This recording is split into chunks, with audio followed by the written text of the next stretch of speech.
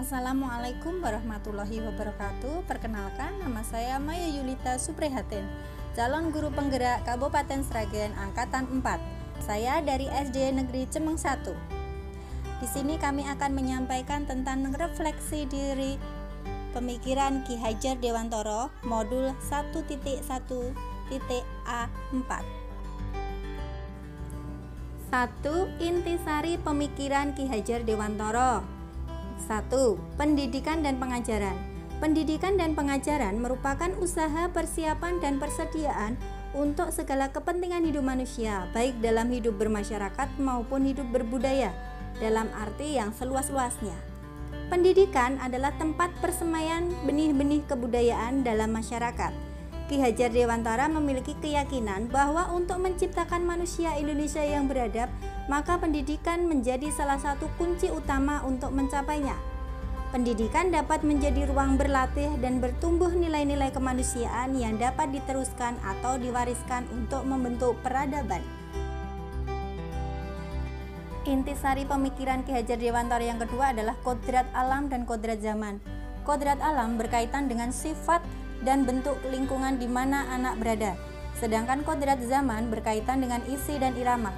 Ki Hajar Dewantara menjelaskan bahwa tujuan pendidikan yaitu menuntun segala kodrat yang ada pada anak-anak agar mereka dapat mencapai keselamatan dan kebahagiaan yang setinggi-tingginya, baik sebagai manusia maupun sebagai anggota masyarakat.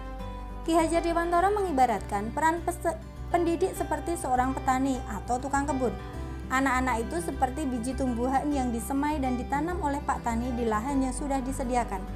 Bila melihat dari kodrat zaman ini, pendidikan global menekankan pada kemampuan anak untuk memiliki keterampilan abad 21 dengan melihat kodrat anak Indonesia, bahwa pengaruh dari luar harus tetap disaring dengan mengutamakan kearifan lokal budaya Indonesia. Yang ketiga adalah budi pekerti, yang terdiri dari kata budi dan pekerti. Budi merupakan suatu cipta atau pikiran, rasa atau perasaan, karsa atau kemauan. Sedangkan pekerti merupakan tenaga atau raga. Jadi budi pekerti merupakan perpaduan antara gerak pikiran, perasaan, dan kehendak atau kemauan sehingga menimbulkan tenaga. Sedih merupakan perpaduan harmonis antara cipta dan karsa. Demikian pula bahagia.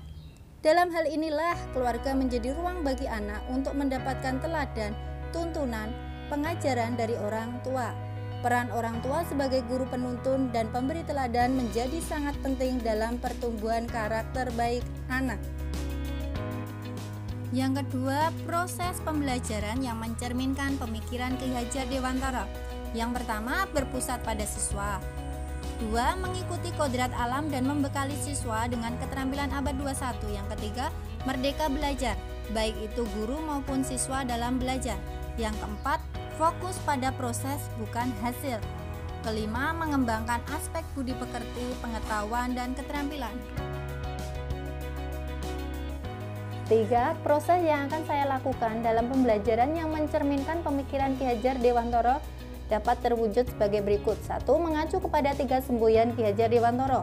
2. Pembelajaran sesuai kodrat alam dan kodrat zaman. 3. Kemerdekaan pendidik dalam memilih metode pembelajaran, evaluasi, dan lain sebagainya yang sesuai dengan karakteristik siswa. Yang terakhir atau 4, konsep yang sudah saya terapkan dalam pemikiran Ki Hajar Dewantara. 1. Berusaha menjadi teladan untuk siswa. 2. Memberikan kebebasan kepada siswa untuk berkreasi. 3. Memberikan dukungan dan semangat kepada siswa untuk mengembangkan diri sesuai dengan bakat dan minat yang mereka miliki. Dan yang keempat, bergerak mengikuti perkembangan zaman, yaitu dengan merefleksikan perkembangan TIK ke dalam pembelajaran. Seperti saya membuat video pembelajaran, kemudian membuat game edukasi, dan membuat MPI. Sekian dan terima kasih.